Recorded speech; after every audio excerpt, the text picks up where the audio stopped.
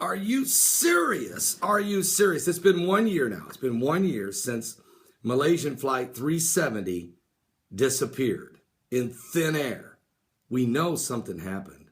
I mean, we don't know if it crashed or not, really. We haven't found any debris, and we've been searching for a year, and they're still out there searching.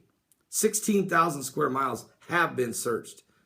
Nothing in the most likely areas.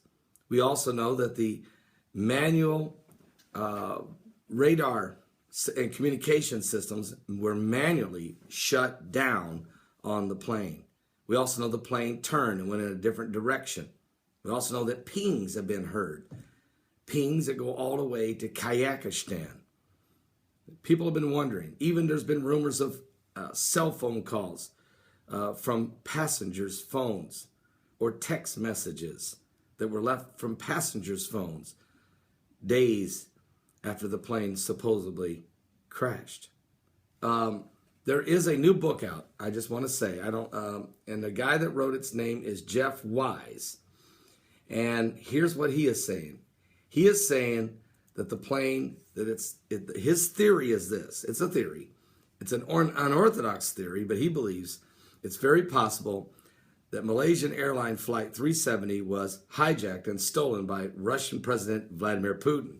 And the reason is, he says, is because he was upset at U.S. sanctions being imposed upon Russia because of Russia's involvement with Ukraine. That was just in the process. It had been going on. It just had started, really, with Crimea and Ukraine. So, having said that, which Crimea is Ukraine, or was Ukraine, now it's Russia. But anyway, Malaysia flight has run background checks on every one of the people on board. There was 239 people on board. They asked every country to do background checks on every person.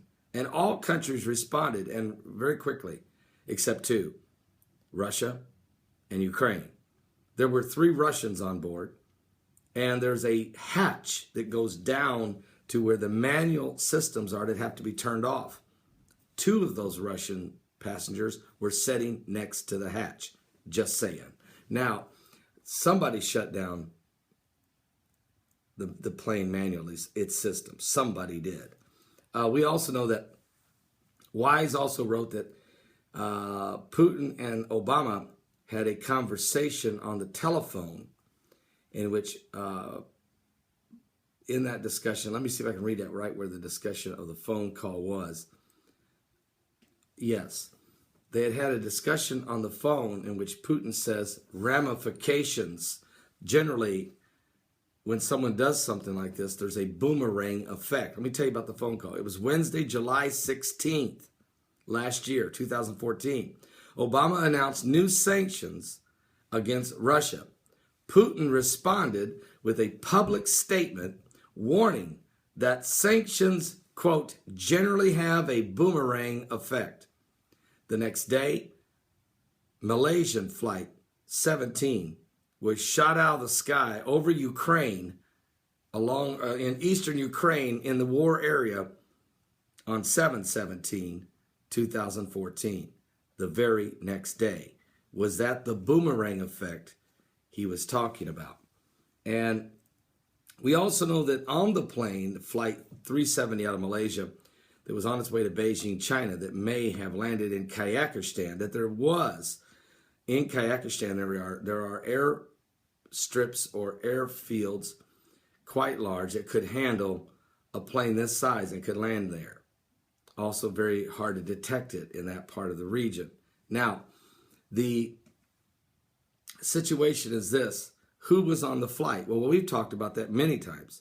We know there were 20 employees of Freescales Unlimited out of Austin, Texas, that make the semiconductors for all of our military branches and defense systems. And not only the Americans, but some of the other allies of America.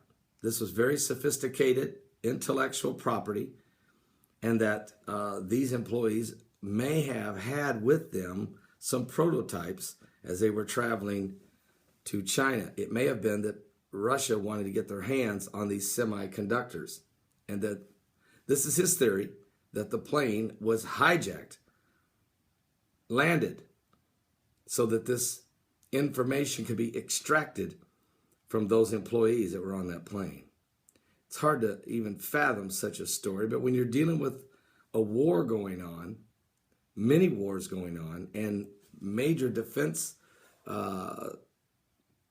nations, superpowers dealing with different, very delicate defense systems, whoever controls cyberspace might be controlling the world. And so there could have been some extremely valuable information on that plane that day. This is a book by Jeff Wise. He was on this morning Fox News, and he's going to be appearing, I think, in a lot of different places. It's been 1 year, and everyone says that's crazy. There has to be another explanation. The plane just crashed, Paul. Good. Then find for me one floating device from it, one seat cushion, one scrap of metal, 1 ounce of debris, one luggage from one passenger, and I'll believe you. Right now, I'm praying for all 239 souls that were on board that plane and their families, because I don't know what happened. But I don't like what I see, and something don't smell right somewhere. And I don't want the Russians to be blamed just because they're an easy target by the United States, or China or anyone else could blame them. We just want the truth. The truth is this. In this world, it's going to be more chaotic, more dangerous, and the shadow governments, the New World Order, is operating in the dark, keeping us in the dark while they plot this New World Order. So the real truth is, are you saved?